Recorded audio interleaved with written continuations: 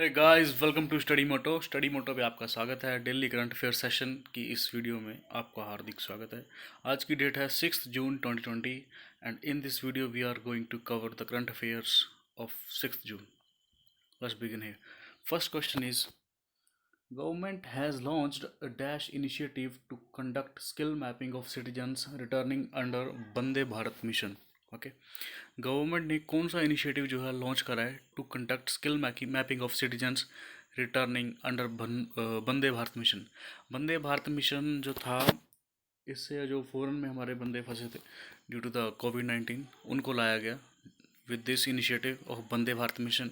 अभी एक नया इनिशिएटिव चलाया है कि जो लोग मतलब बाहर से वापस आए हैं उनको रोज़गार प्रोवाइड कराने के लिए गवर्नमेंट ने स्वदेश इनिशिएटिव जो है लॉन्च करा है। ठीक है, this option B is the right answer, to conduct a skill mapping of citizens. ठीक है, स्वदेश here is skilled worker database for employment. Okay, and the sport to conduct a skill mapping exercise of the returning citizens under the Vande Bharat mission. This is a joint initiative of the Ministry of Skill Development and Entrepreneurship, Civil Aviation Ministry and External Affairs Ministry, and Savdesh aim to create a database of qualified citizen based on their skill test, ताकि जो लोग बाहर से आए हैं, foreign से return हुए हैं, उनको इंडिया में अब रोजगार प्रोवाइड कराया जाए। So this is about the Swadesh initiative and also you need to know about the mission Vande Bharat mission. इसके तहत लोगों को बाहर से लाया गया। Second question is, which of the following state has recently invited chip manufacturing company Intel to set up its unit to the state?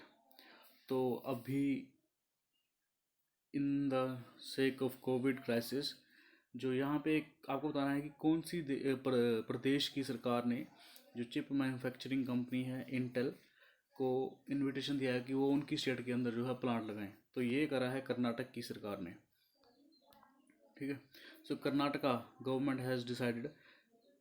Intel India head and top executive spoke to the deputy CMO doctor CN Ashwanath जो हैं उनको वहाँ के। Okay, उन्होंने कहा है कि बेंगलुरु के अंदर अपना प्लांट जो है स्थापित कर सकते हैं। इसके लिए उन्होंने उन्हें इन्विटेशन दिया है। ठीक है, so this is about the Intel जो सॉफ्टवेयर बनाती है Intel, and this is about Karnataka. The capital is Bangalore and governor is Vajubhai Vala, chief minister is VS Yediyurappa. ठीक है, सो इंटेल का जो हेडक्वार्टर है ये है कैलिफोर्निया के अंदर। Third question is, CM Didi kitchen emerged as lifeline for all needy women during the covid lockdown. CM Didi kitchen was launched है। तो ये स्कीम है CM दीदी किचन, ये कौन सी सरकार ने चलाई है? ठीक है, तो जो एक्चुअली ये स्कीम चलाई इसलिए की है ताकि जो माइग्रेंट लेबर्स हैं जो भूखे हैं उस स्टेट के अंदर, उनको 2 वक्त का खाना जो है मिलता रहे। तो यहाँ पे CM दीदी से आप you can't figure it out as West Bengal. Actually this initiative has been taken by the Jharkhand government. Jharkhand की गवर्नमेंट ने ये इनिशिएटिव लिया है, the CM Didi kitchen. Okay, so ये झारखंड सरकार का स्कीम है CM दीदी किचन, और started by chief minister Hemant Soren. Okay, across the state on 2 April with the motive that no poor or needy should starve to sleep during the lockdown period. CM Didi Kitchen provide food to the needy, poor, women and migrant laborers for 2 times a day. So this is about CM Didi Kitchen. ठीक है, तो झारखंड की सरकार ने चलाया है। झारखंड की capital है Ranchi and the governor is Droupadi Murmu and the CM here you can see is Hemant Soren. CM Didi Kitchen. Fourth question is, who launched the iCommit initiative to on World Environment Day? World environment day के उपलक्ष्य में जो कि मनाया जाता है 5 जून को। Okay, and इस दिन जो iCommit का इनिशिएटिव है ये किसने लिया है? तो ये लिया है हमारे पावर मिनिस्टर। तो आपको बताना है पावर मिनिस्टर कौन है। तो power minister is RK Singh. RK Singh ने ये इनिशिएटिव लॉन्च करा है। ठीक है, iCommit campaign to commemorate World Environment Day. The initiative calls upon all stakeholders and individuals to continue working toward energy efficiency, renewable energy, and sustainability to create a robust and resilient energy system in the future. तो RK Singh हमारे power minister, उन्होंने ये initiative लिया launch करा है iCommit, okay, for the energy efficiency. Next question is, India has pledged how much amount for the Global Alliance for Vaccine and Immunization? India ने जो है, जो ये ऑर्गेनाइजेशन है गावी, ओके, इसके लिए कितने पैसे देने जो है कमिट करा है कि हम इतने मनी जो है प्रोवाइड कराएंगे। तो इंडिया ने जो 15 मिलियन US डॉलर प्रोवाइड करने की जो है प्लेज करी है कि India will provide 15 million dollar. ठीक है, और इसकी वर्चुअल समिट हुई थी अभी 4 जून को गावी की।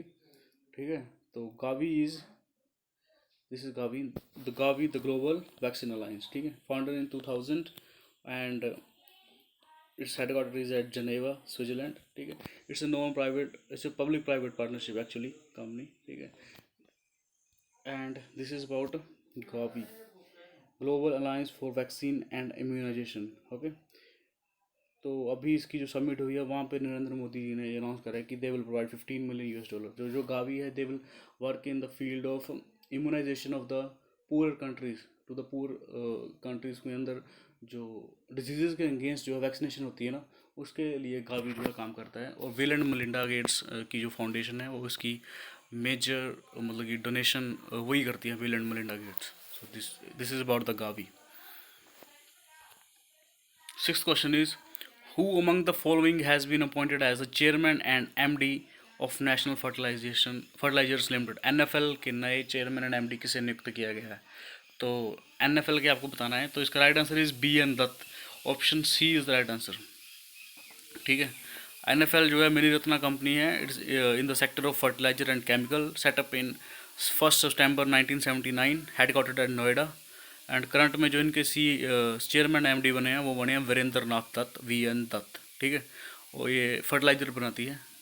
ठीक है, it's the second largest fertiliser manufacturer company of India. ठीक है, and he will replace Manoj Mishra. Earlier Manoj Mishra थे NFL के head. Okay, is a state-owned company and producer of chemical fertilizer, organic fertilizer, and industrial chemicals.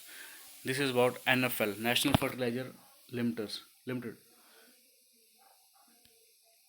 Seventh question is, recently Sushil Singha has been appointed as India's next High Commissioner to, जो India के अभी जो recently जो है अभी काफ़ी India ने shuffling करी है एम्बेसडर एंड हाई कमीशन के अंदर। ठीक है, यहाँ पे इंडिया की स्पेलिंग गलत है, इट्स अबाउट इट्स इंडिया।